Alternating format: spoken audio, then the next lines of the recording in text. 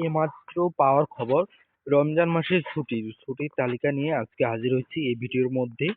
তো আজকে দেখাবো রমজান মাসের মধ্যে তোমরা স্কুল ছুটি কতদিন পাবা, কিভাবে ছুটিগুলো কাটাবা, সবকিছু থাকবে এই ভিডিওর মধ্যে। তো ভিডিওটা শুরু থেকে শেষ পর্যন্ত কন্টিনিউ করবা। ছুটির বর্তমান তালিকা 2026 সালের ছুটির তালিকা অনুযায়ী 8 মার্চ থেকে 2026 মার্চ পর্যন্ত মোট 19 দিনের ছুটির কথা বলা হয়েছে। ছুটির বর্তমান তালিকা, তবে এর মধ্যে শুক্র শনিবারের সাপ্তাহিক ছুটি থাকায় প্রকৃতপক্ষে শিক্ষার্থীরা মাত্র 15 দিনের মতো ছুটি পাচ্ছে।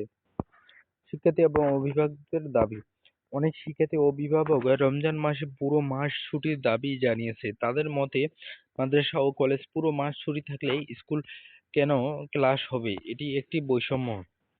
শিক্ষার্থী এবং অভিভাবকের দাবি, এছাড়াও রমজানের ক্লাস করা কষ্টসাধ্য বলেও অনেকে মত দিয়েছেন। ক্লাসের সময়সীমা, বর্তমানে সিদ্ধান্ত অনুযায়ী 18 ফেব্রুয়ারি থেকে 5 মার্চ পর্যন্ত ক্লাস হওয়ার কথা রয়েছে। সেখানে সাপ্তাহিক ছুটি বাদ দিলে মাত্র 10 দিন থেকে 12 দিন ক্লাস হতে পারে। চূড়ান্ত সিদ্ধান্ত, রমজান মাসে স্কুল পুরোপুরি বন্ধ রাখার জন্য আদালতে আবেদন করা হয়েছে।